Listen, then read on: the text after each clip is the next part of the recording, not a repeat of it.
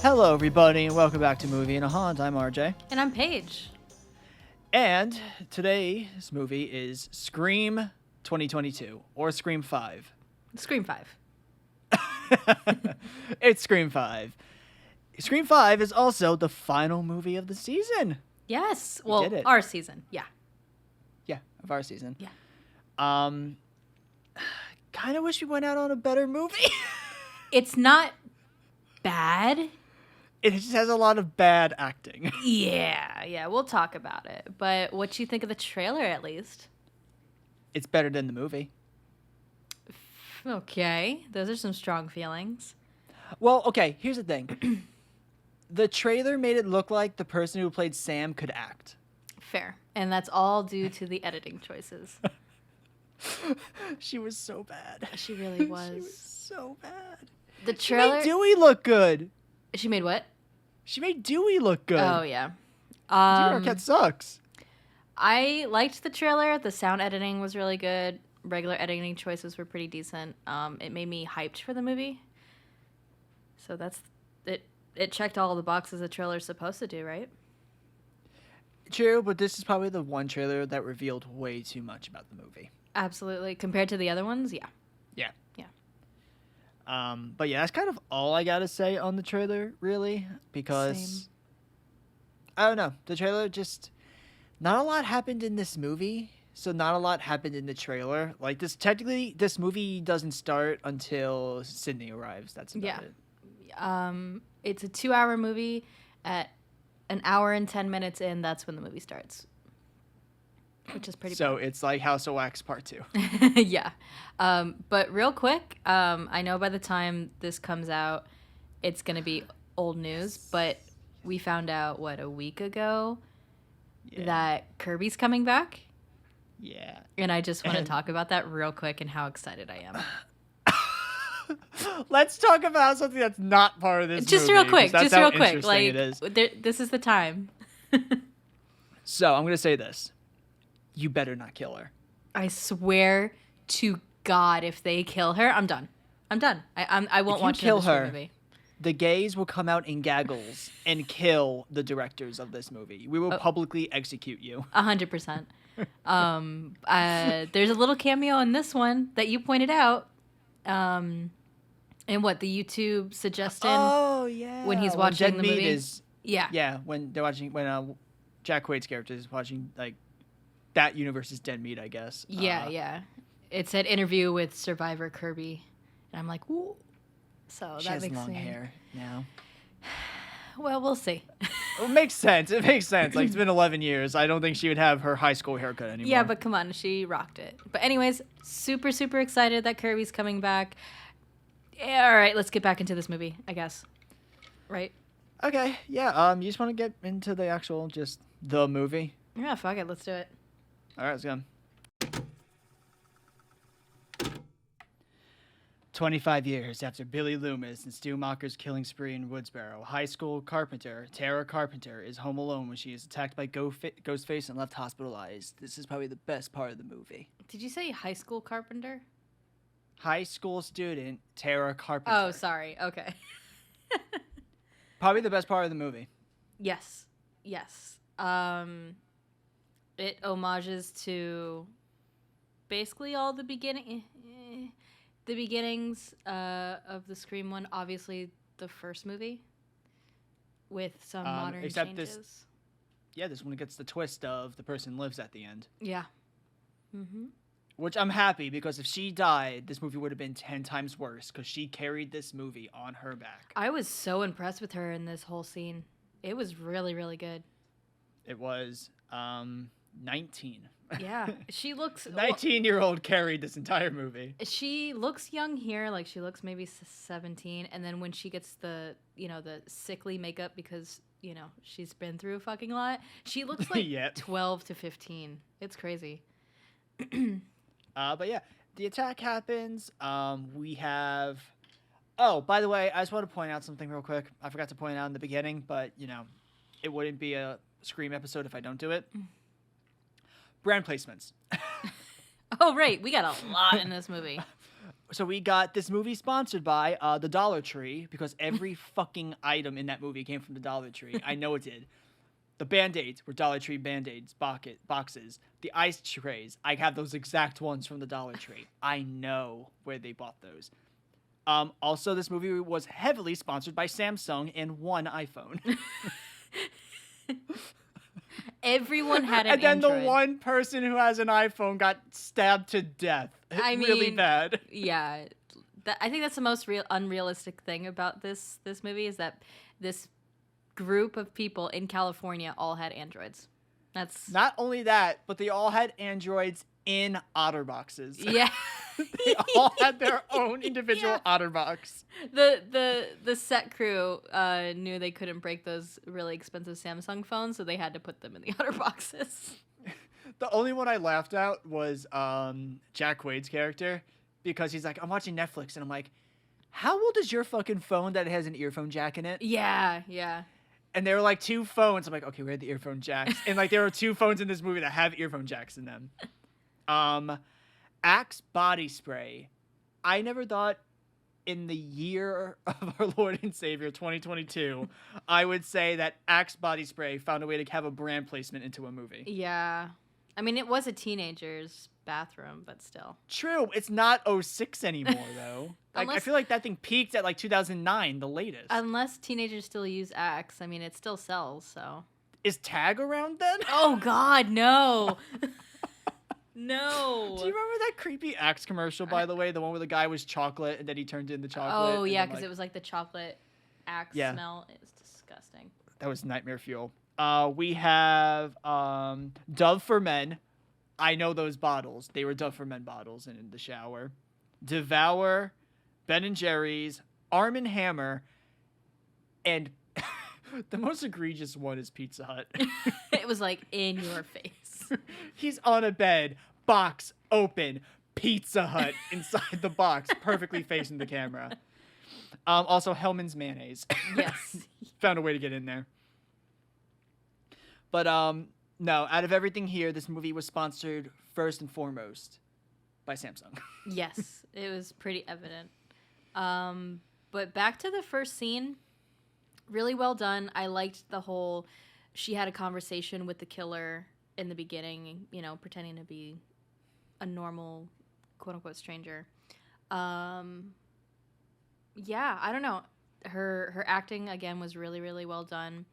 The use of smart locks was obviously like, hey, things are more techie in 2022, and it's just, this cements my feelings on not having smart locks in my Smart home. locks? Yeah. Oh, yeah. I mean, I've seen so many freaking news, like news stories about like weird people like hacking into like people's like Ring cameras around the house and like talking to them. It's easy to do. That's the problem. It's very easy. Yeah. Yeah. And that's why I don't even have an Alexa in my house. Mm-hmm. Mm-hmm. I refuse to have anything. The only thing that's smart in my house is my phone. But yeah, it was a brutal attack. She gets stabbed through the hand. Let's talk about, yes, like her attack was horrible. He like broke her leg too, like snapped it, and it all of the kills and attacks in this movie, absolutely brutal ghost face. Besides one where they kill like that redneck dude, and he just gets stabbed. But still, it was like right in the neck. I mean, we'll talk to it, but it was so quick. It was like a blink and you miss it. Yeah. Also, I just want to note that the first words came out of both our mouths in this movie was, "That's a small house." Yeah, the shot was, but then when we get inside, it was like a nice bigger house. In Modesto, oh right, that's the name of the Modesto. Tara's estranged older sister, Sam Carpenter, I will get into Sam in a minute, is informed by Wes Hicks, one of Tara's friends, about the attack. Sam returns to Woodsboro with her friend Richie to visit Tara at the hospital, where Sam is reunited with Tara's friend group, Wes, Amber Freeman, twins Chad and Mindy Meeks, and Chad's girlfriend, Liv McKenzie. All right, let's just start with all this. So, I don't want to bully the person who played Sam. Me neither. Let's just talk about it right now, and then we won't talk about it. She was really bad. Noticeably bad. Like, Yeah. we make fun of, like, David Arquette or something all the time in these Scream movies for his acting. But this was bad. This was really bad. Like, it was so bad that she brought down anybody she was in a scene with.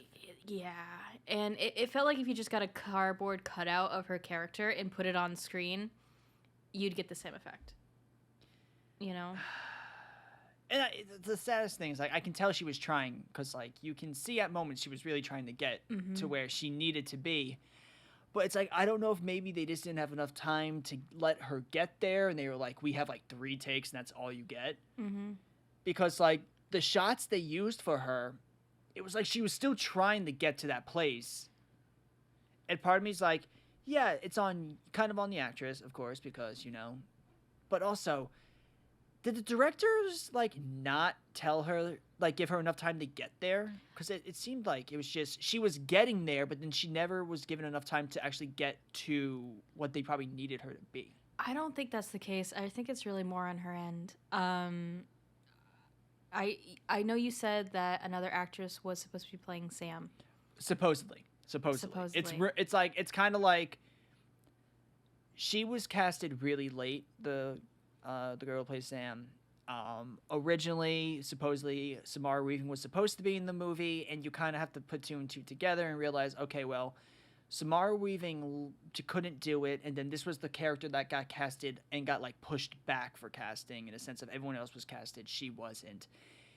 It would make sense that this is Samara Weaving's role. This would have been where Samara Weaving would have been. When you told me that before we watched the movie, because this was the first time I was watching it, I was like, absolutely. I could see this was definitely written for her, or at least heavily inspired by previous movies she's played in. But if this person who played Sam was maybe your understudy, your second choice, your third choice, yeesh. Good God. You know? Yeah. I remember there was one scene in this movie that really pointed out kind of my issue with her was she was in a scene with Jack Quaid, and I said something. You were like, I remember you just said, you know, like, okay, I feel that way also because for a second I'm thinking he's a bad actor. But like, he's not bad. Yeah, I think it was in the hospital right at this scene that we're at right now, where she goes to talk to him. And I mean, I'm like, this is probably controversial, but I'm not a big fan of The Boys, the show. But I do know that he's pretty decent in it. So when he was with her, I was like, am I confused? Is he actually a really shitty actor? And you were like, no. She's bringing his acting down in this scene. But because then you see him when they separate from each other, and he's fine. Right. It's just, no matter who, like, the only person who was able to break through her was Nev. Yeah. That was the only one that I can go, like, she had a good scene with that person. It was because her weakness was a strength because she was supposed to be awkward and off guard when meeting Sidney. So it made sense that she acted the way she did. But there was that whole scene where it was like, introduce the friend group. Who's the killer? And she's like, so my life is a movie? And you're just like, emotion, please, a little bit. Just bring it up a little bit. Like, you're at a 3, I can take a 5. I can take a 5 with you. But yeah, that's where we'll leave it with her. I hope that maybe in the next movie she'll have enough time to really prepare for this character and come back better. You could hope. I can. If not, just make Tara the final girl at that point. Please. She did so just well. Just make her or make Mindy. She did so well. Mindy. You know? Yeah. Let's talk about the friend group since we're meeting them here for the first time. We have 13 Reasons Why with frosted tips. Okay, yes. It was so distracting. We're in the year 2022. Why does this man have frosted tips? Why? And they are frosted. Like, it's half his head frosted. Freshly frosted. we have I forgot her name. It's the girl who plays Amber. She's in Once Upon a Time in Hollywood, and she's also. So, side story, I made Paige go see Once Upon a Time in Hollywood with me because I really Yes. wanted to see it. She was like, fine. Kicking and screaming, I went. Well, I think it was because I was like, you get to choose the next movie, and you're like, cool, even trade. She was the one who got set on fire in Once Upon a Time in Hollywood at the end. No, she did not. Yeah, she was the one that got set on fire. That's hilarious. Just because of what happens.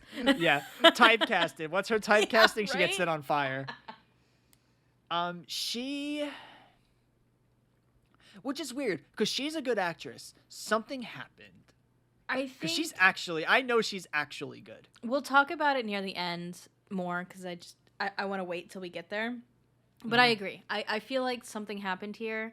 Either it was the director or somebody telling her, hey, we want you to go in this direction, which I don't think she was capable of. Be stew. Just be stew. Yeah. But we'll talk about it later.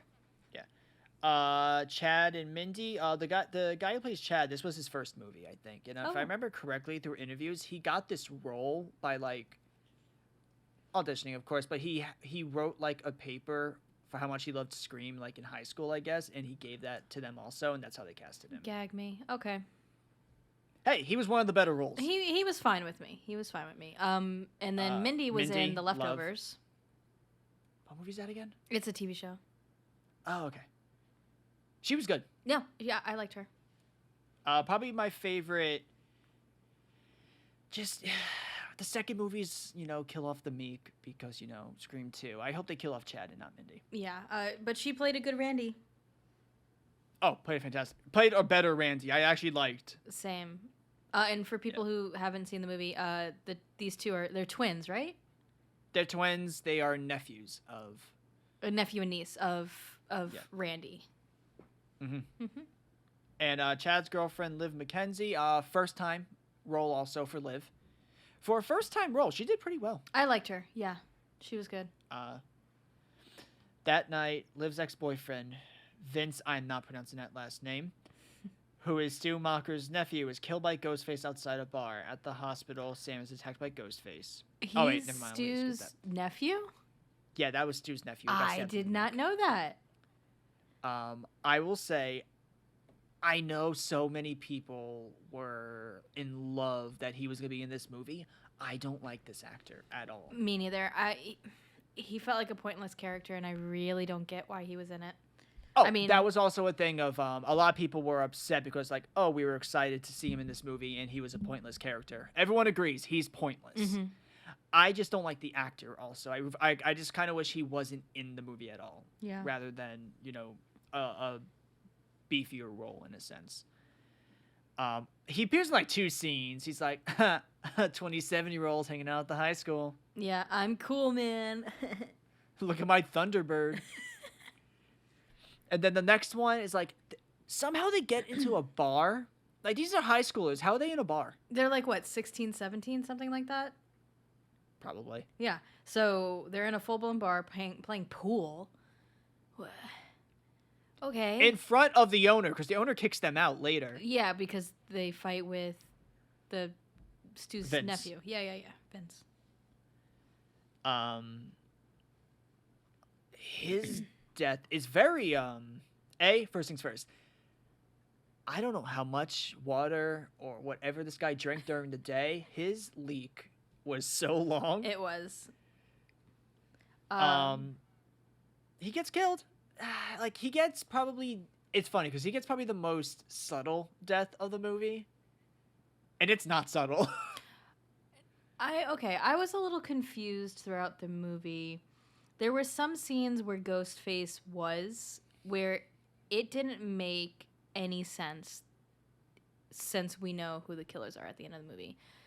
Like I feel like they were accountable for their whereabouts. You know what I mean for most of the movie? Okay, so I can piece this together Okay. for you if Thank you'd you. like. No problem. First kill was what's his name? Probably Jack Quaid. Jack Quaid. Okay. Yeah. That one makes sense though, cause yeah. Second kill was him. It was the dude, right? I think so. So yeah, that's definitely Jack. No, that's Jack again, probably. But he was in the Unless car. No, he was in the car with Sam. They were coming to Woodsboro. No, they were already at Woodsboro when he died. Okay. He gets killed that night. It's either that or Amber finds a way. Because you have to remember, they all get kicked out, so That's Amber true. could disperse. That's true.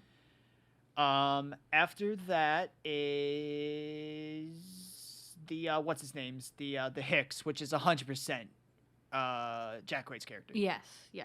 That's 100% Jack Quaid. The attack in the hospital's Amber. If you pay attention, you can hear Amber grunting. So that one's definitely Amber. Amber kills Dewey. Amber tries to kill Chad. Mm-hmm. Amber kills Liv. We know that one because that happened. Yes. And then I know where it goes from there, but okay. Yeah. But I will say, it feels a lot less planned. Mm-hmm. Like, you heard me when I was talking about Vince. I was like, well, she could have dispersed, or, oh, well, he could have blanked. Because you also have to remember, I think when the hospital scenes happens, they were both asleep the entire time. Right. That's so true. Jack Quaid's character could have got out. But the death for Vince is his name? Yeah. Vince was very fast, but still brutal. Like, the Ghostface just stands up behind him, right in the neck. That's it. I was like, God, there's damn. a lot of neck gore in this movie. I know, and it was freaking me out because I hate anything to do with my neck like that. Like, if anyone touches it, or it's so vulnerable. But mad bloody, all of these kills. Yeah. You know? But also, if I haven't seen Ready or Not, but I've seen bits of Ready or Not, and that movie is Samara Weaving's covered in blood by the end of the movie. Yeah, so. I know. But yeah, I thought his death, for how fast it was good. It was good. At the hospital, Sam is attacked by Ghostface and tells Tara that she's been dealing with hallucinations of Billy Loomis. We'll talk about that VFX in a second. Mm-hmm. Who Sam learned as a teenager was her biological father. Yep. Sam's true parentage resulted in their parents' separation, and this is why Sam became estranged from Tara. Okay, this was the moment where her acting was so bad. I was really gonna say this is the bad one. And this is the bad one. This is so important. You know what I mean? It is. You're giving. But also, her previous acting was in telenovas. I feel like this is the shit you're good at. Exactly. Like, if you are F history and telenovelas, this drama, literally family drama, is where you shine. So she gives the background that she found out that she's Billy Loomis's kid. Their dad at that time didn't know until she confronted her mom about it, and he found out. And that's why she left, because she started to spiral, blah, blah, blah. Cool, interesting. She's like, I did every sort of drug I can find, and then eventually I just had to leave. Like, wow, your story's so stereotypical, it's comedic. Yeah. And I think also the acting doesn't help with that. You know what I mean? This was the story, the acting, like everything was comedically bad. Yeah. It was not heartbreaking. I'm just like, is this like a spoof? Like, is this supposed to be a spoof on this? Like, are they just like getting super meta where this is the spoof, or are they actually trying to do something here? The info that she is Billy Loomis's kid is kind of interesting to me, but very. I wish she wasn't. Very mildly. Oh yeah, 100%. To me, it's kind of like Star Wars. Like at the end when they make. Okay, spoiler alert. I guess for Star Wars, the new ones, if you haven't seen it, they make Rey, part of the families. You know what I mean? It's unnecessary. My favorite scene, because you and we saw that opening day, and my favorite scene is where they do this shot of the Knights of Ren, and it's like they're standing on the rock and turning around, and I look over to you, and you are losing it laughing. And you just look at me, and they go, that was so edgy. But, yeah. So... Also, Billy Loomis looks awful in this movie. Terrible. Yeesh, And the thing is, the actor doesn't look bad in real life. No, like, it's not that. It's just the VFX looks god awful. Yeah, it was really, really bad. But interesting that she's having like psychotic issues with this part. Like, she's struggling with this, so she's seeing her father talk to her. What I'm kind of nervous about is that they're going to take this and run with it for the next movie. Is, like, you know, she's going to have psychotic issues, so this is going to make her become a killer type of thing. And I don't like them doing that with, like, mental illness. You know what I mean? Yeah.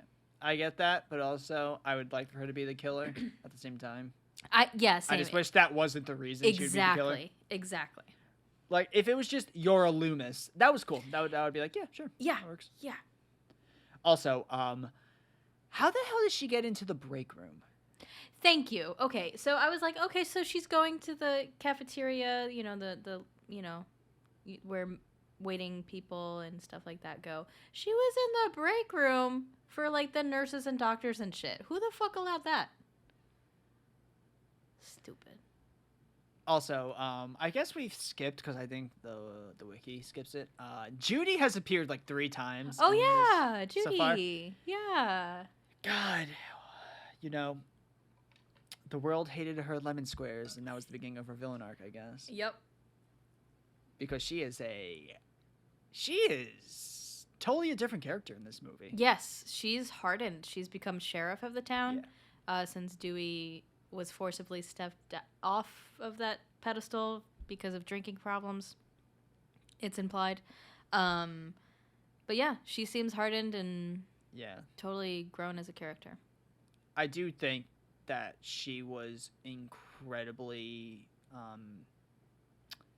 ignorant when she was like, you should leave your sister and this town behind and let me take care of it. It's like, bitch, shut the fuck up. Yeah, I mean, but they did talk about how Sam and her have history because Sam was, like, a troubled kid that was in trouble with the law. Okay, that's fine. Don't tell her to fucking leave her sister when her sister just got attacked. Yeah, but whatever. Part of me was like, you know what? I'm happy you died. Ooh, ouch. I'm sorry, but, like, the way she acted in this movie, I was like, I'm not sad that you're dead. But yeah, we get, like, this, like, hallucinations, all of that. Terrible monologue seen by Sam. Sam and Richie visit Dewey Riley. Okay. Oh, he's officially divorced from Gale. Okay, so it's official. Good. Oh, yeah. That's how she became immortal again. Even though, can I skip to something that's a little bit later in the movie? Okay. This movie has solidified, I hate Dewey so fucking much. Thank you for I officially really hate coming Dewey. on that train. I'm so happy he's dead. I don't ever want to see him again. The fact that, like, you know, because Gale was like, it was my turn this time. And it was just like, and then look what he did. He ran away like a little bitch. Mm-hmm. It's so annoying. Because, God, Dewey's... Everyone's like, Dewey's so selfish. He's a selfish douchebag. Yeah, because they talk... What you're inferring to is that they talk later when Gale comes back to town. And she talks about... I guess she got a big break in New York after, what, 4? 4. And so they went, and he only lasted 2 months. And she was like, hey, this is my big break. Let's go. And he's like, okay, I guess. And he was selfish. He was like, I can't have this. Like, you know, I'm not doing anything with my life type of thing. And Woodsboro. she fucking stays in Woodsboro and is like in the largest creative rough in, 2011. And she stays, and he treats her like shit in that movie. Yep.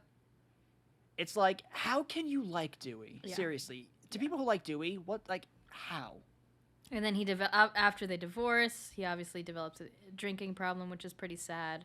But yeah, I'm glad they're done with his character. That chapter needed to close for sure. You know. Watching these movies back to back to back to back to back to back, I just realized Dewey sucks. Yeah, he needed to be gone in at least 3. Like, I needed him gone. You know. Yeah. They ask for his help in stopping the killer, and he contacts Gale and Sidney Prescott, warning them about the return of Ghostface.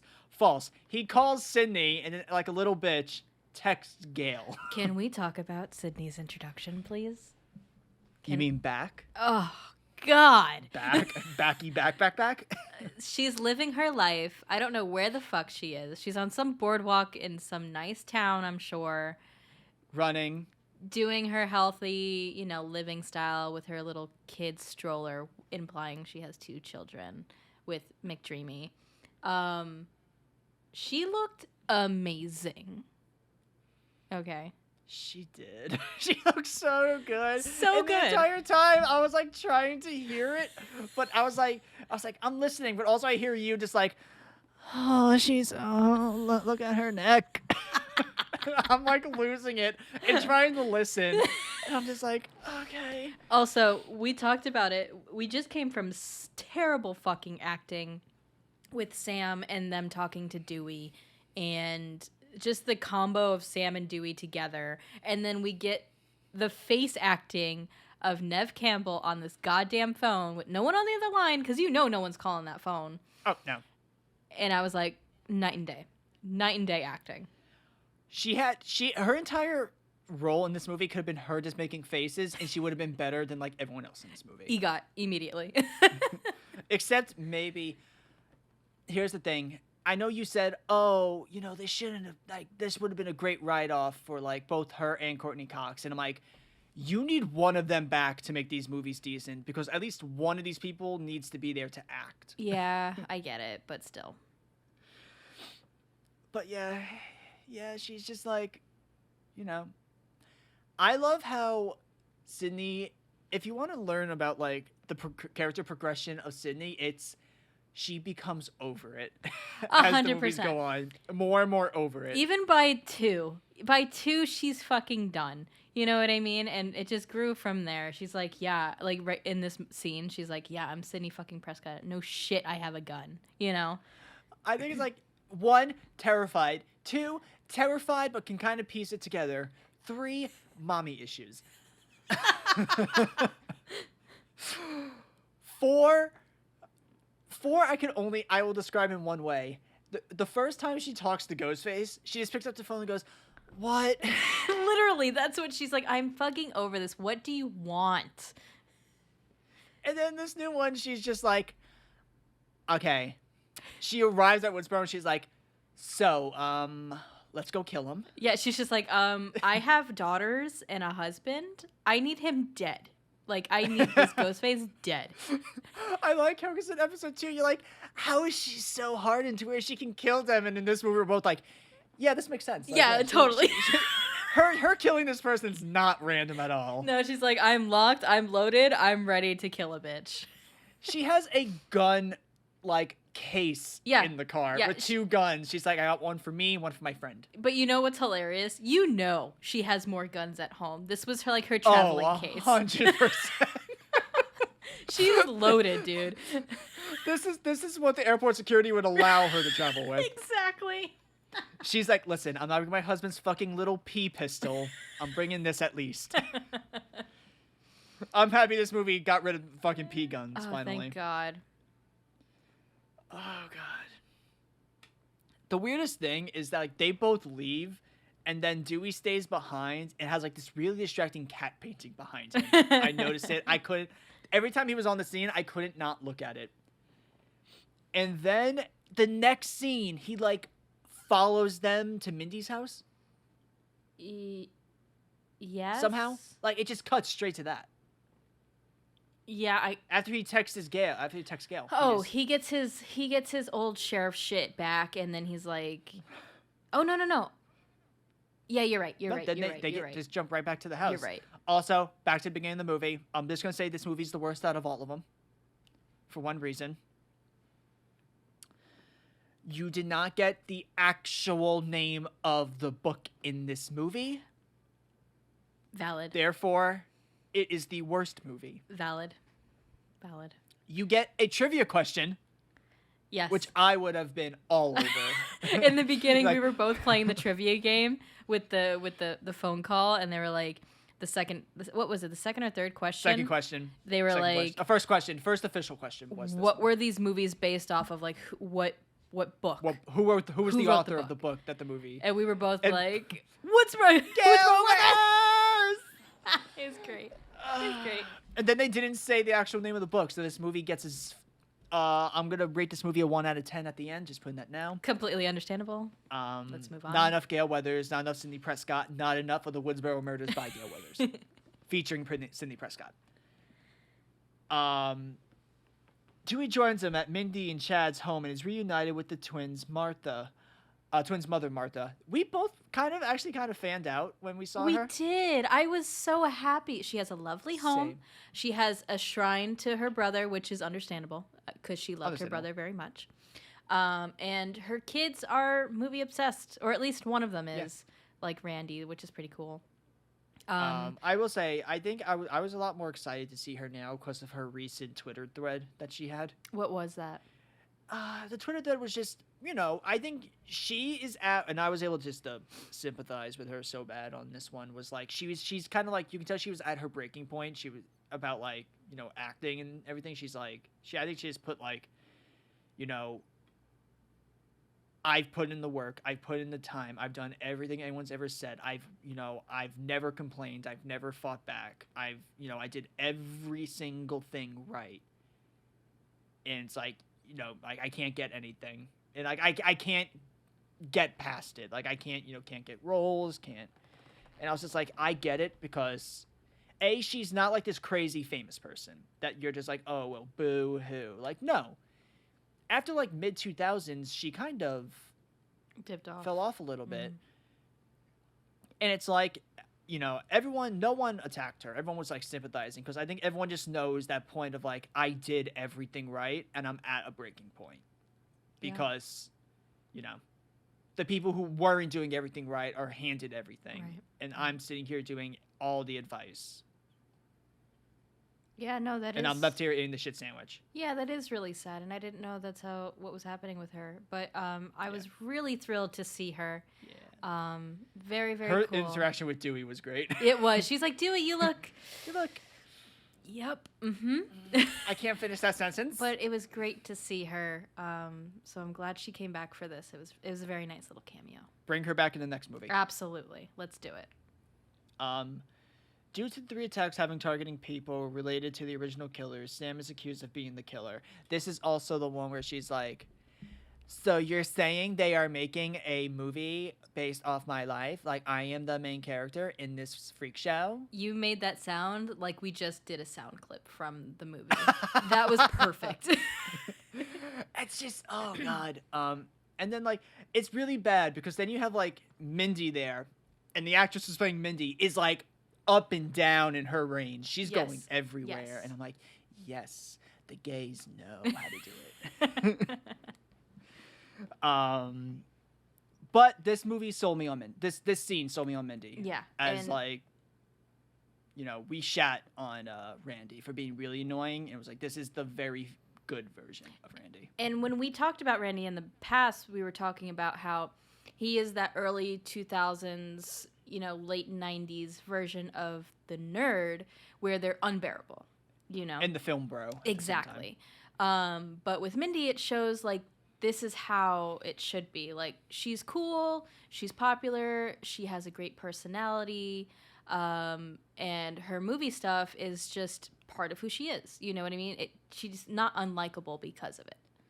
She's like the next variation of Kirby. Exactly. Which means, oh God, can we have them meet in the next movie, please? Yes, bitch, and then like geek out and stuff. Oh, okay, yes. All right. Wish list. And they can have a chase scene and both survive together. Yes, because they are smart and they know things. Yes. Also, the way like Sam was just like reacted when everyone thought she was the killer. I'm like, it's a very valid reason. 100%. Just putting it out there. Ghostface then murders Wes and his mother, Sheriff Judy Hicks, at their home. This is the most controversial part of the movie for us. Because, this is where all the brand placement is. Yes. Like, 60% of the brand placement.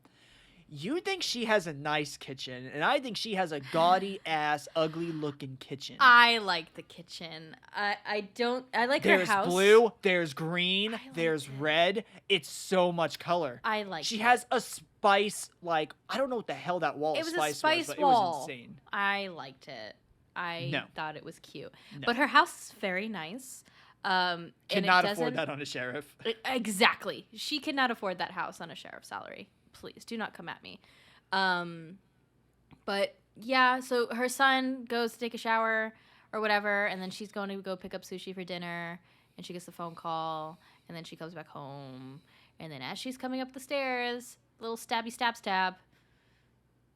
I think this was probably one of the more shocking deaths, only because it was in broad daylight. Broad daylight, and it was fast.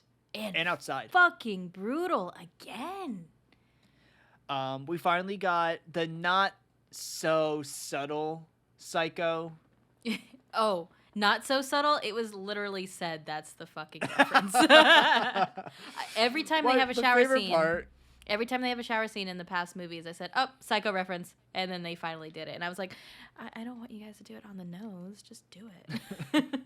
My favorite part of that entire scene, that entire bit, wasn't the movie. It was you going, "There's still shampoo in his hair, still there," and he's getting out of the shower, and you're like, "There's still shampoo there, though." And then it cuts you like, "Okay, it's out now," and it was magically dry, and I was like, "Yep, Hollywood." Oh god, Frosted Tips never washes out the shampoo. He spent so much time lathering his body. He really did. It was just like he put like a little bit of water on his hands, just like bloop, bloop. I dapped him. Okay, my hair is clean. I just gotta make sure I clean the 6-pack. But Judy's death, brutal, and Wes's death was another neck thing, just a stab to the side of the neck, and I was like, "Oh God, please don't pull it out! Please don't pull it out!" And then it cut to the other scene. I was like, "Oh, thank God!" Like, it wouldn't be scary if they pulled it out. And then I understood what you meant by pulling it out, and I was like, "Oh yeah, please don't do that." Yeah, like if they pulled it to the side, to the angle, oh, like the angle to pull. Yeah, and the skin came off. In a sense. Stop! There, Dewey reunites with Gale, who has arrived in town to cover the story.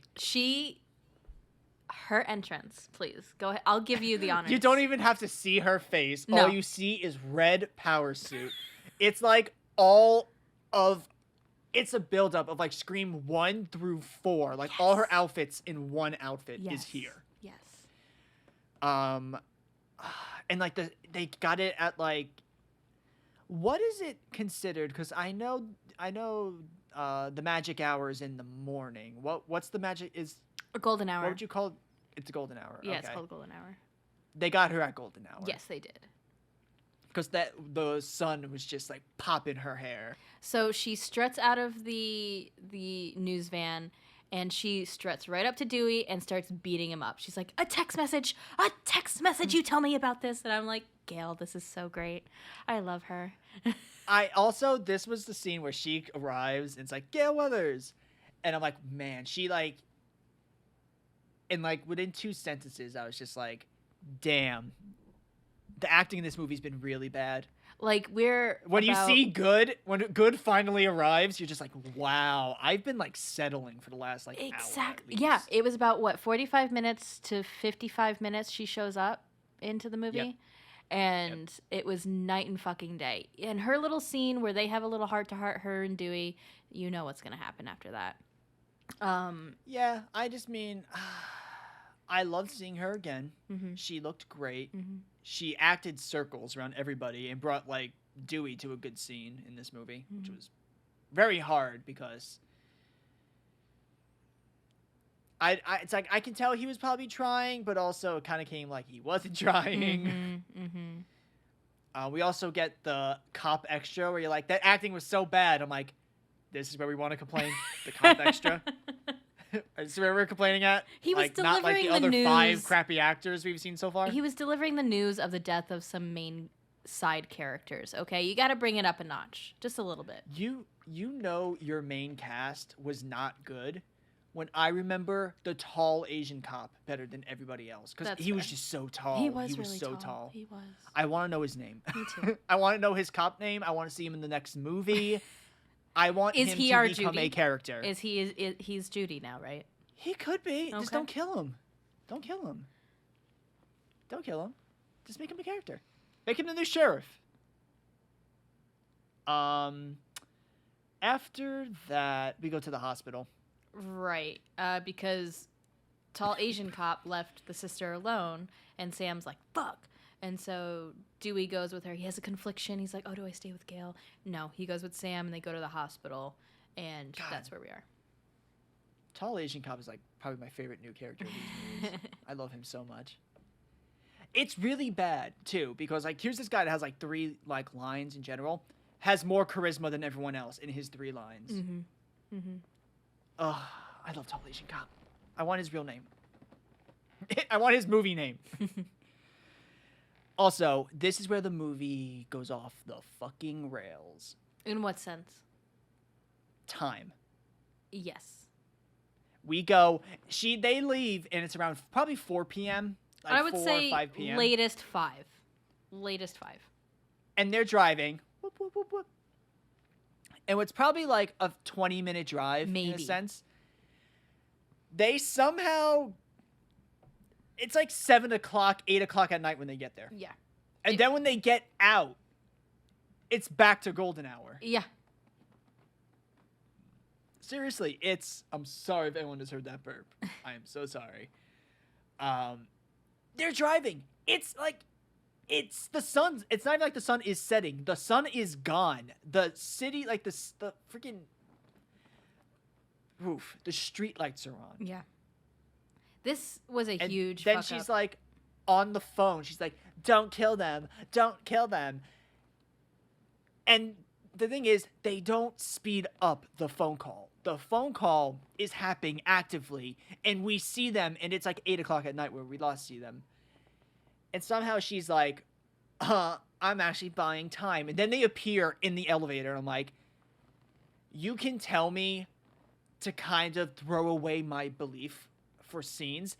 This was so unrealistic and dumb. I couldn't. It was a huge fuck up on their end. Really bad. Yeah. It was so noticeable that I got distracted from the scene. I was like, wait a minute, what? Yeah. That makes no sense.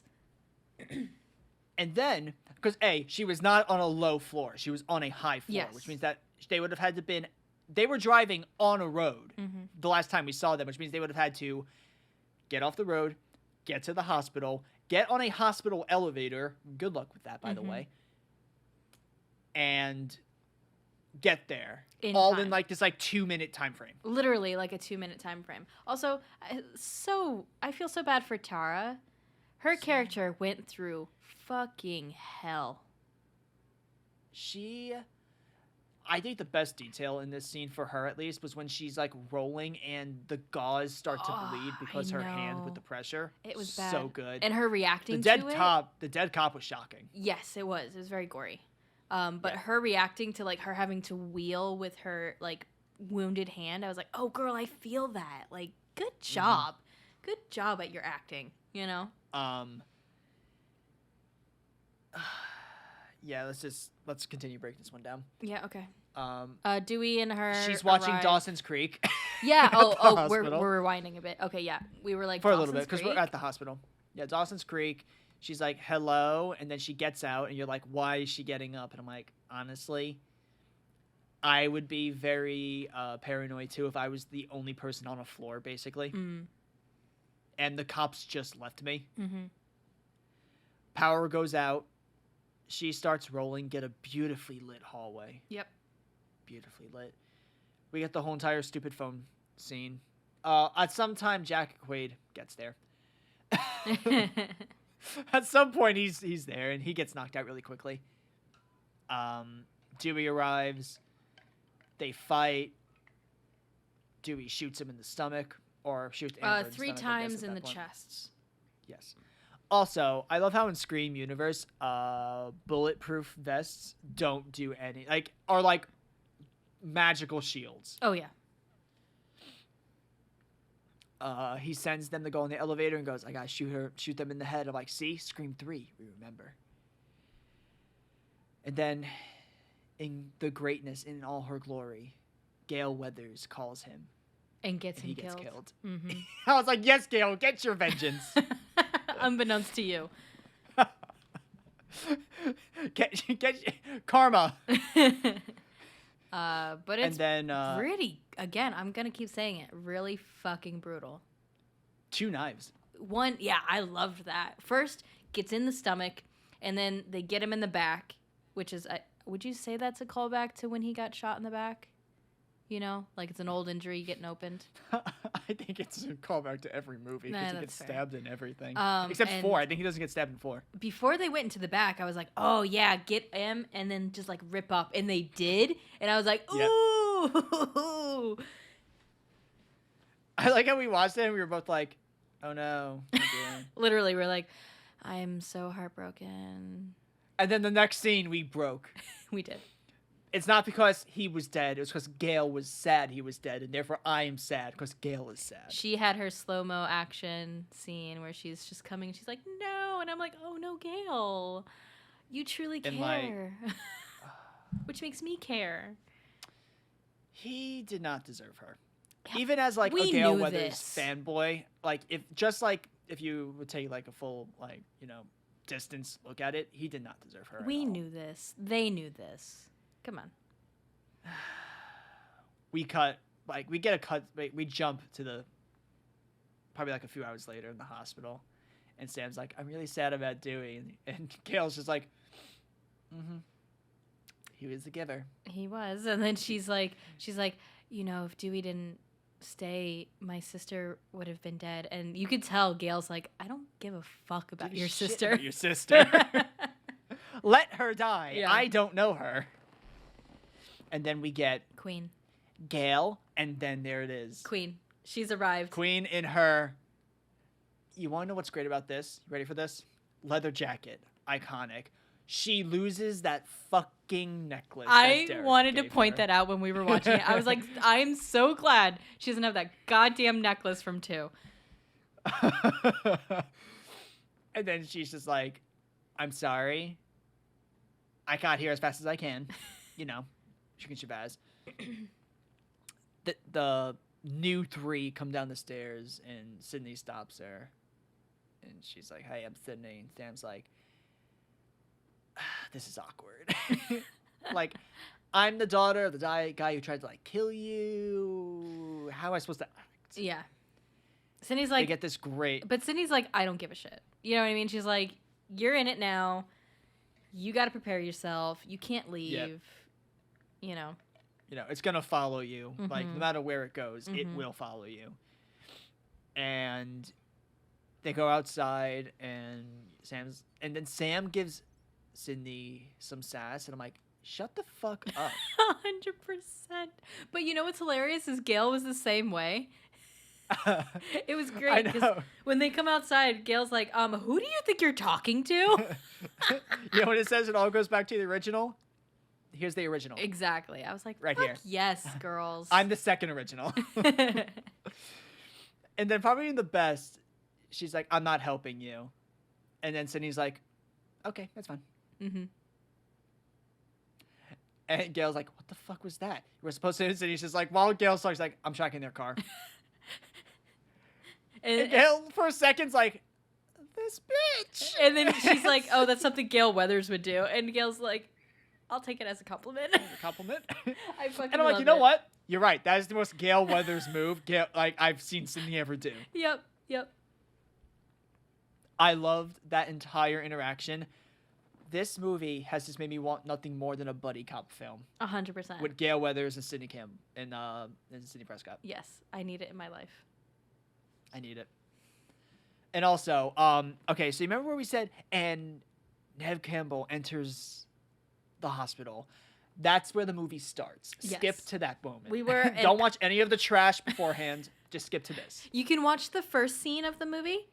Skip everything up until an hour and 10 minutes. Don't worry, we checked. It's an hour and 10 minutes until Sidney comes and meets face to face with Gale again. That's when you can watch the movie. Okay, continue. Is this where? Yeah. They're in the car. Yeah, this is where she's. And Tara's like, I need my inhaler, and I'm like, you know what, girl? I feel you. 100%. And she starts. What was again really good acting is that the girl playing Tara started to have a panic attack. Yep. You know, and I'm like, oh shit, she does need the inhaler. Like I believed this. You know. Because I think it's real. One thing I liked about this is, as someone with asthma, it's not yes, some asthma attacks just come randomly. Mhm. You know, that's a thing. But I liked that the people who were talking either directed her or that she knew in of herself that don't do the stereotypical, you know, because that's the thing a lot of movies do. Mhm. And the fact that it was just she's doing the thing that's going to initiate it within the next like 20 to 30 minutes. Yes. That was the smart thing. Yes. It was very noticeably well done. Yeah. There's a party going on. Oh, at a house. She left she has a second inhaler at Amber's house. At Amber's just so house. you know, if you're not watching the movie. Yeah. My favorite part of every time you're at the party is like, wow, you're like, this seems like the movie. This seems like the house from the first movie. Yeah, I was like, oh wow, the layout looks exactly the same. That's really cool. And I'm just like sitting here in the corner, like, don't say. I was not going to tell you until it got revealed because I was like, the reveal's really good. So Amber lives in Stu's house, and I was like, what? That's cool. Oh God, the party's just a lot of weird shit happens at the party. Yeah, I mean it is a high school party, but it's a lot of weird, non-eventful stuff. Like if you ask me, can you remember what it is? I'm like, no. Nope. All I remember is that Mindy stole the scene, like stole that entire bit. Oh yeah. Even though we get the stab version of Randy's scene from The first movie, Scream 1. Yeah, it was great. Up next, you know, everyone gets kicked out, all that stuff, and Sidney calls. The best part is maybe Sidney Prescott. It was like unknown caller, maybe Sidney Prescott. I was like, oh bitch. I'd be like, answering now. Yep. Hello? Immediately. And she's just like, you're in Stu's house, like you're in the house this all started, and they get this really cool camera shot of like the camera kind of twisting. Mm-hmm. Great camera shot. We get some yada yada yada, I guess. They keep second guessing, like, oh, you're the killer. No, you're the killer. I'm the killer. Blah blah blah blah blah. Liv is like, let's fuck Chad. Let's go upstairs. And Chad's like, you know what? No. He's like, I don't know if you're the killer or not. And she gets pissed and storms off. I'm like, I get both sides of the story here. Oh, you know? 100%. Yeah. So then he goes outside, gets stabbed in the leg, gets stabbed some more, but then gets scared away because of the car showing up. Mm-hmm. We get the basement scene. We just get a bunch of stuff. Everyone gets kicked out, get the phone call. We get Liv being like, I'm not the killer. And then Amber's like, I know. And it just blasts her in the head. Yeah, that was surprising. I was like, damn, we're giving them guns now? Like, I was like, shit. Oh, please. What Scream movie has not had a gun? No, that's true. But I was just like, goddamn, okay. Also, probably one of the best, if you want to talk about the best meta scene in this entire movie, it's the Mindy turnaround scene. Yes. So she's that watching. Was the best scene. She's watching Stab, and it's the scene of her uncle, the acted scene of her uncle, you know, in the first movie where they're like, oh, look behind you, look behind you. And she's like, oh no, Randy, look behind you, look behind you. And it's happening to her at that moment. And she's like, huh, let me look behind myself. And she does. I just like how, like, even drunk her is realizing, you know what? This is a perfect time for me to probably get killed. Turn around. Oh, shit. Yep. I was really happy they didn't kill her. Me too. That probably would have been the thing that annoyed me if she got killed off. I was surprised that Chad lives at the end. Me too. I thought he was dead. I mean, he got stabbed a bunch of times, but yeah. Oh, yeah. And then, probably the best. Our girls arrive. Yes. At the house. So there's chaos happening inside the house, right? And then... Oh, so much chaos. Yeah, and then Sidney and Gale come up, and they pull up to the front of Stu's house. And I'm like... guns. Bro, Sidney gets her guns. Yeah, and I'm like, the trauma that they're experiencing again made me upset. But anyways, they're outside. They hear the yelling and the screaming inside the house. They look at each other. They're like... Ready for this? Nope. Yep. The best one I love is when Amber's like, I'm stabbed. He stabbed me. And then they look at each other and they're like, do you buy this? Do you believe this? And Gail's just like, nope. Trap. And hey, and then guess what? Gail gets shot. It was. Unfortunately. Yeah, it sucked. And then we get Sidney goes inside. Gale says, "Go and finish this for Dewey," But I really like the scene when Sidney gets inside the house. The door and closes. she looks in every single spot that was used as a hiding/attack spot in the first movie. Yes, and you can tell the moment she gets into the house, the music kind of changes too, and you're like, "Fuck, she has to relive this again," you know? But also, I'm like, I don't feel as bad for her anymore being here because she's so hardened. Yeah, but for me, I was just sad. It was for like, her. I was just like, yes, bitch, get in there, conquer those demons, Mm-hmm. step on them, find them, put them on the floor, step on them, and shoot them in the head. That's what you do. You're Sidney fucking Prescott. And then you do Pilates. And then immediately she goes to the closet where her dad was, and just shoots where she the fucking attacks closet. from. Exactly. In the first movie. Exactly. Where that was her hiding spot. Yeah. And then she starts shooting all the closets. Yeah, all of the doors. Any door she comes up to, bam, she shoots. And then she shoots Jack Quaid in the leg. Yeah. Also, his name was Richie. I just realized I've been saying Jack Quaid. It's fine. It's Jack Quaid. And then, he gets stabbed in the leg. And... Right. Oh, no. I think... This is... No, because this is after it happens. But beforehand, everyone disperses because, Amber's the killer. Mm-hmm. And him and Sam go into the basement, and she's like, keeps like the ice pick or like the knife at him, and he's like, how do you trust your sister? And she just says, how well do you know her? And she says, I know her more than you. Mm-hmm. I know you. So it's because it's the callback to when eventually she finds Sam, and there's that whole thing of, well, will she, won't she let her go? And you don't really get told until it actually happens. Mm-hmm. But we get the attack, her and Ghostface fight, and they fall off not the stairs, they fall off the first floor balcony. Yeah. Onto the floor. God damn. I was like, oh, that looked fucking painful. So. But it's fine. She does Pilates. It's fine.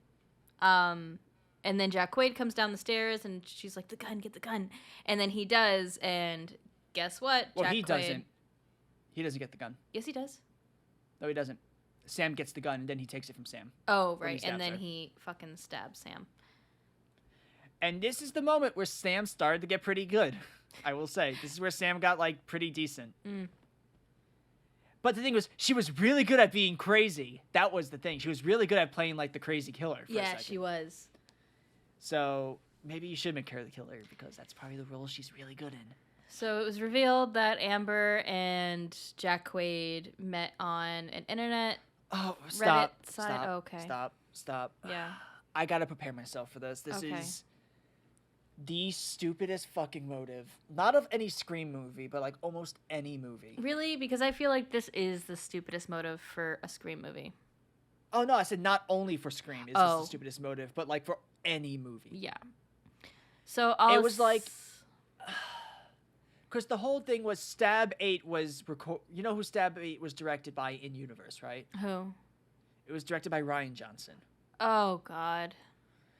So it's just it was just a Hollywood circle jerk, and I'm like, wow.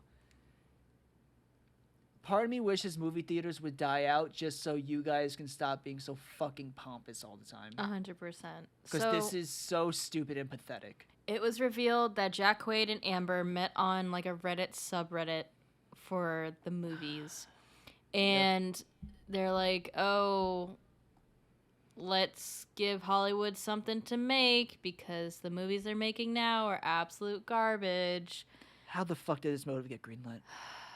So that's that. Their whole goddamn reason to remake Stab is because they don't like Stab 8. And the fans are disrespected by Hollywood and blah, blah, blah.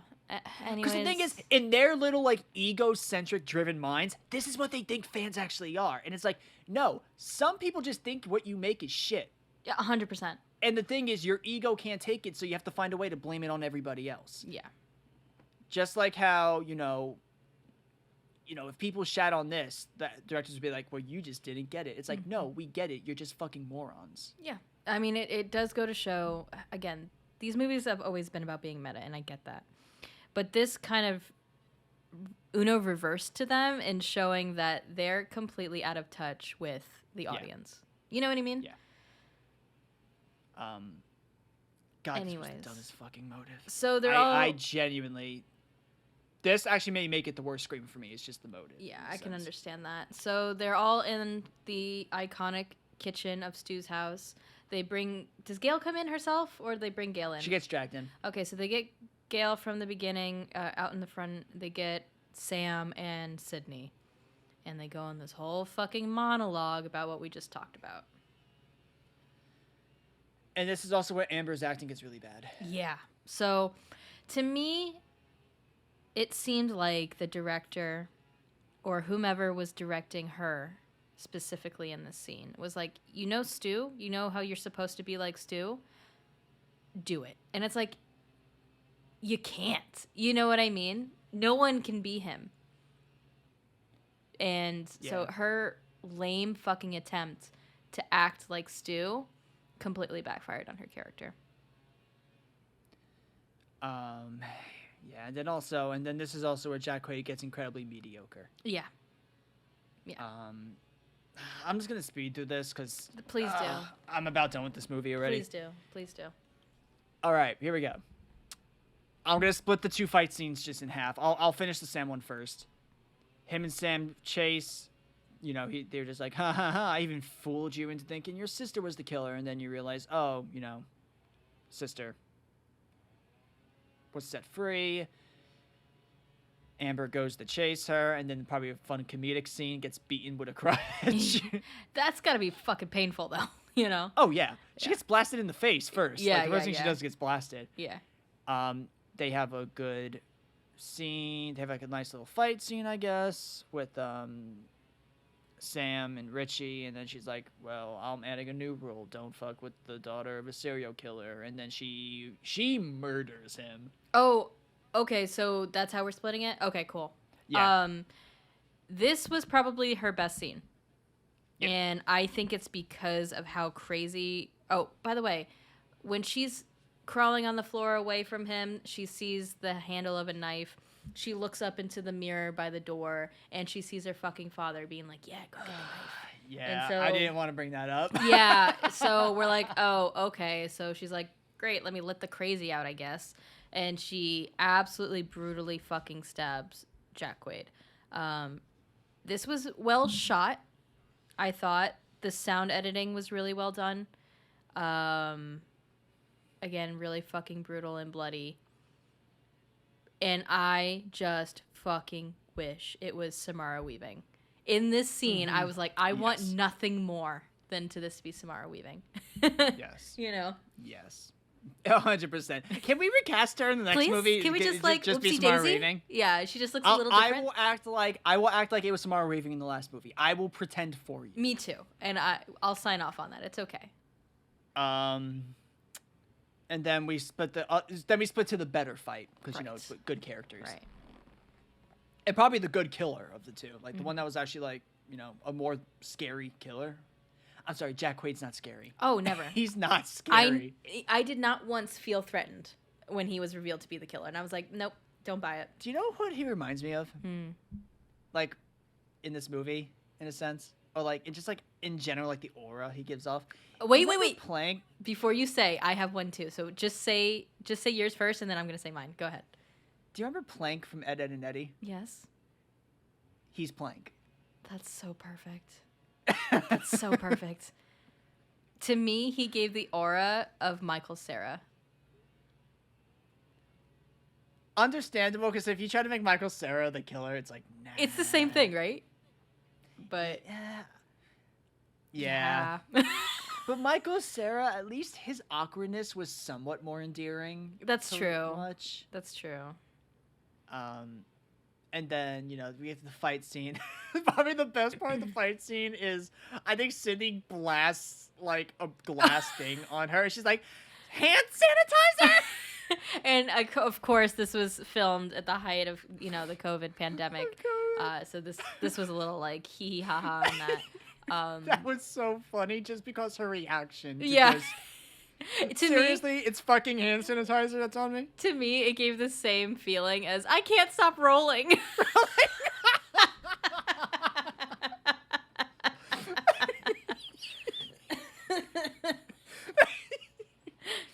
Oh, I can't stop rolling in the hand sanitizer.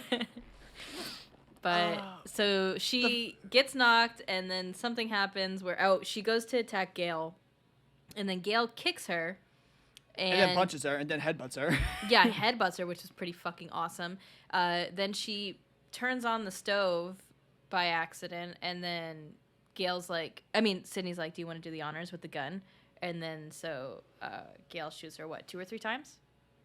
A couple of times, but then it's not the gunshots that get her. It's that she falls onto the already like turned on oven. That's like, I guess it's a gas oven. It's a gas oven, yeah. And she gets set on fire, a la Once Upon a Time in Hollywood. Yeah, and that's pretty fucking crazy. Also, my favorite thing about that scene wasn't, the fight. It was Amber is like, it's time to pass the torch. And then in the soundtrack, this scene is called Pass the Torch. And Sidney passes Gale the gun, which I signified as that's the transferring of the torch. It's, I feel like probably Nev may just be done with Scream. Mm-hmm. Understandable, too. Oh, yeah. Yeah. She has a good ending. I kind of feel like, if she was to leave with this is good. And if she was to hand it over to Gale, it's good because, she gave her survivor powers to Gale.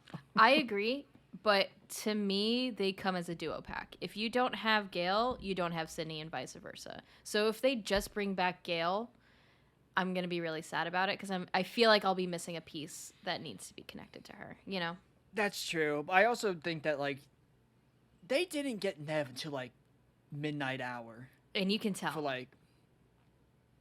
And she had to approve her role. Yeah. What they were going to do with her. She had to approve everything. Yeah. So, she was, I think, the only person in the entire cast who was given the script. Yeah. Not just one part of it. Or, their part. She got the entire script. Which is interesting. I mean, you could definitely tell because I feel like there was a lot of lack of Sidney in this movie.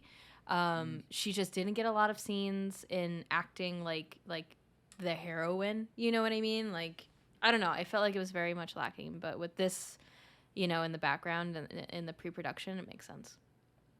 And I get they're if someone's going to listen to this and be like, well, the movie's about them leaving. It's not about them anymore. And it's Scream is Sidney Prescott's story. Exactly. It literally is.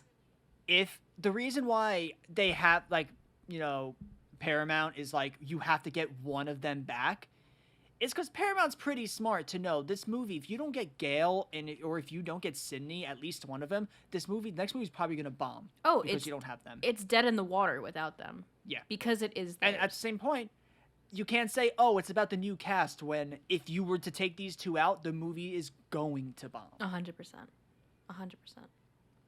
I was going to leave it at that. And then we get the outside when they're, everyone's getting loaded into the ambulances, a la Scream 1. We learn that Chad's alive. Shocker. Mm-hmm. Genuine shocker. That was the Dewey shock where you found out Dewey was alive. That was the shock. Yep. And then you have Sidney and Gale sitting on the ambulance, and Sidney's just on her phone, just Sidney's just texting away, yeah, you won't believe what happened. Typical Sunday. Yeah. Had to kill a guy. What can I say? And then, I think there was just a really good ending where she was like, are you going to be okay? And she's like, I'm a survivor. That's my thing. Yeah. And I love, because, in Scream 3, she hated her life. That was kind of her thing, was just she hated life. Scream 4, she tried to come to terms with it, but still was running away from it, in a sense. She was kind of in this weird path of gray. At the end of this movie, it was when Sam's like, am I ever going to be okay? And she just goes, eventually. It's I felt happy for Sidney. Same. You can tell that, and again, this goes back to what we were just saying. the Scream movies is about Sidney. I don't give a shit if you try to add new characters or anything like that. It is about her, and her character growth that happens between 1 and 5 is extremely evident, just like you were saying. So yeah, I do feel good because that implies that yes, she's in a different place. Yes, she has this trauma, but she's learned to live with it and she's learned to grow with it. It's never going to go away, obviously, but she has a life now, and that is really nice to see. You know. Yeah, and also here's the thing. If there was that whole thing of, well, it's the new generation, why do the new Halloween movies still make sure that Jamie Lee Curtis is there till the final movie? Mm-hmm. She is there. She's gonna be in the final movie. I expect her to die. Same. Because I feel like that's the only way it can go out. Same. But that's gonna be the last thing that happens in the movie. She's gonna die. Yeah. It's gonna be her and Michael. They're probably gonna die together. Yep. Makes sense. Conclusive ending. But that's the thing. With Sidney, Sidney's conclusive ending isn't that she dies. Sidney's conclusive ending is that Scream 5 is her conclusive ending. She learns to accept her past and what she'll always have with her. Right. I would rather her never come back. Same. When we were watching it, I was saying if this was her ending, I'm satisfied with this. Because we talked about when we watched 3, I was like, you know what? They felt like this was going to be the last Scream movie, and I can feel that, and I would have been happy with that. And then, of course, they came back to make 4, and then 5 now. But with this, I'm like, you know what? Sidney is satisfied, which means I'm satisfied. Yeah. And also, I think this would have been, I am a little bummed that Gale's going to come back, because I feel like this was a good ending for Gale. Instead of making another book based off of these killers, she's going to make it off of a more positive subject, which is the total 180 of what her character had been. Correct. And yeah, again, I do like this conclusion for her. So if they do move on and that is it for these characters, obviously the only thing I would want in the next one would be maybe a cameo, maybe on the phone, maybe like, you know, something like that. But we don't necessarily need them. Gale can always come back because Gale can just be on TV. Oh, yeah. You know, Yeah. Or do an interview. Yeah. Gale can always make sense. I'm okay if... Sidney just got... Neve Campbell just got casted for Twisted Metal, so, you know. Mm-hmm. She's also on the #1 show on fucking Netflix right Lincoln now. Lawyer. Lincoln Lawyer. Mm-hmm. Her career's popping. Yeah. She's fine.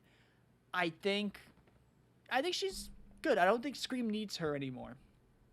Sorry, not that. I don't think she needs Scream anymore. Correct. I think Scream needs her desperately. Right. So this is the decision that they have. I know we're going off on a tangent, but whatever. The movie's over. Whatever. Yeah. As we just said, that Scream is Sidney's story. But the problem is that the movie industry wants money. That's all this is about, right? And they know this franchise makes money. So whether they have Sidney or not, they're going to make that decision and be like, yeah, we're still going to make movies because we think it's going to keep But if it money. tanks, which it will probably do, if you don't have Neve, the movie made, I think, 124 million. The movie's going to make, I would say, at least 40 mil less if you don't have Sidney in it. 1,000%. Bare minimum. Yep. And that's on a good end. Like, on a good end, you'll end with 80 mil. You'll Yep. still have a higher account, but it's going to be viewed as a quote-unquote failure because it didn't do well as the last movie. Correct. If you don't have Gale and Sidney, I would be shocked if your movie made 50 mil. And as someone who Hell, that's does probably like why they brought back Kirby. They I couldn't get know. Sidney, so they're trying to get another character. I know. That people like. That would probably be the only reason for me to see the next film is that Kirby's back. But in what capacity? You know what I mean? Is she going to be the first kill? Is she going to be the second kill? Then I'm going to be like, fuck it. I don't want to watch this movie anymore. So that's their decision to make. Kirby or Gale are the first kill the next movie, I'm done. Not watch it, period. 100%. Period. I won't watch it. But it's a stupid decision. It's just 100%. dumb decision making. And dumb storytelling. Oh, yeah. But let's get into the roundup. Yeah, let's do that. We talked about this at the end, but yeah, let's round up what we think about this movie. Cool.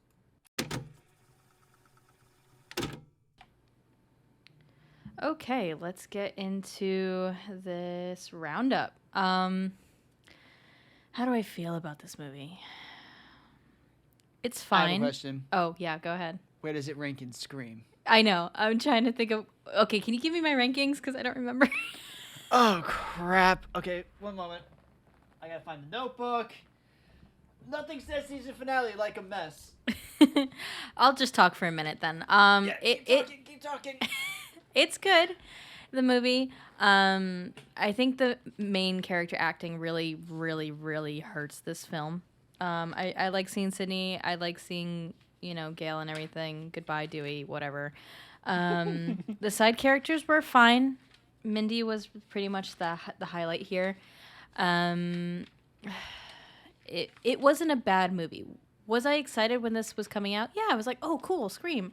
And then I saw it, I was like, okay, I guess.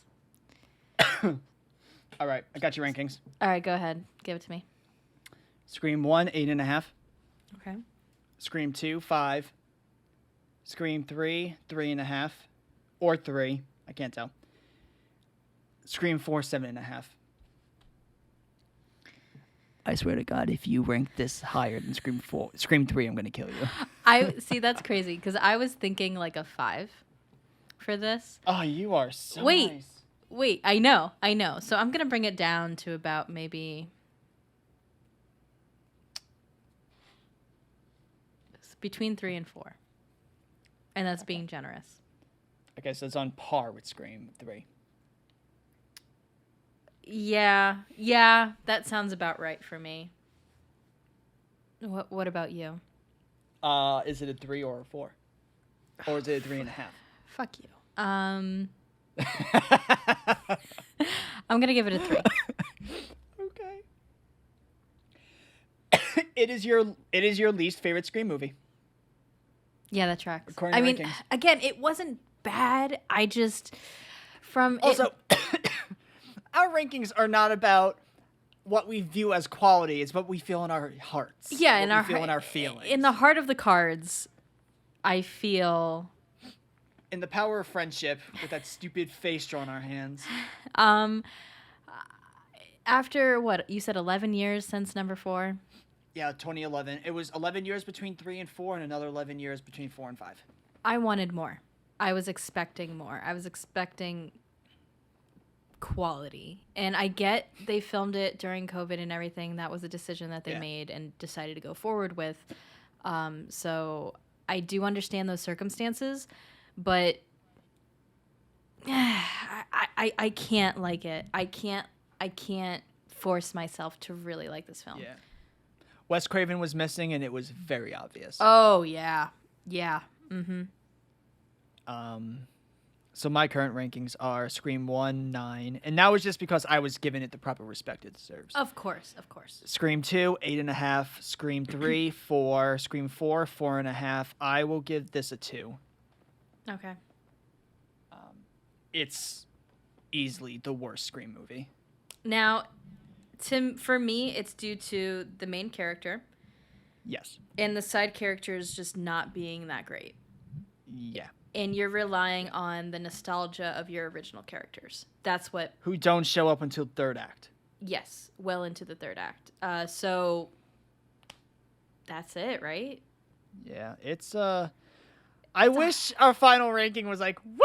I kind of wish Scream 3 was our final episode, because at least, we would have shat on it, but it would have been fun shitting on it. But this was just disappointing. I was disappointed in this. So we'll see what they do with Scream 6, but from right now, I'm not excited for it. Yeah, I have no hope whatsoever for Scream 6 at the moment. Like, I'll be excited to see Kirby, of course. Oh, yeah, no shit, yeah.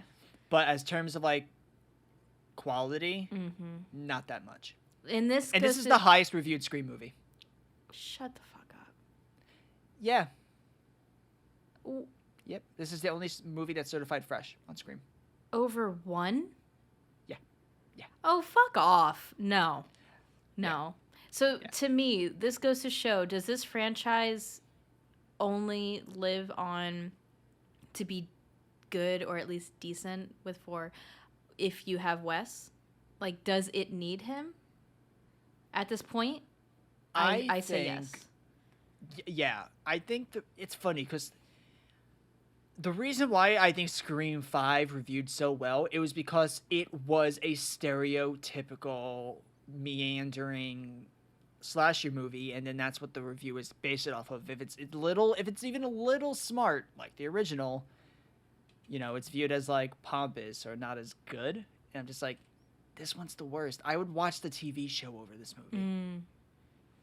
The TV show's not bad, but like, I would rather watch 2 seasons of a show than watch this one movie again.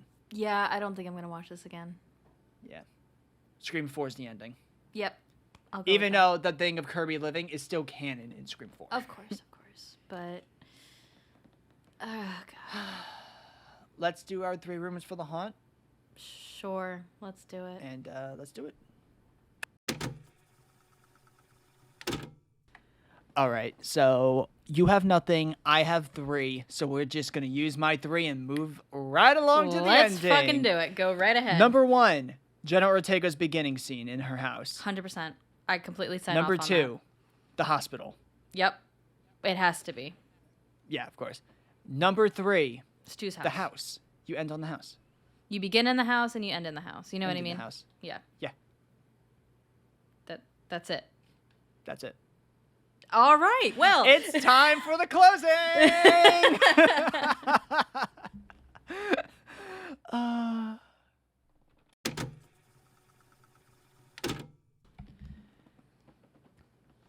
Do you want to do the final goodbye? Sure. Okay, All right. everybody. This was our episode of Scream 5, which also is our season finale for our slasher season.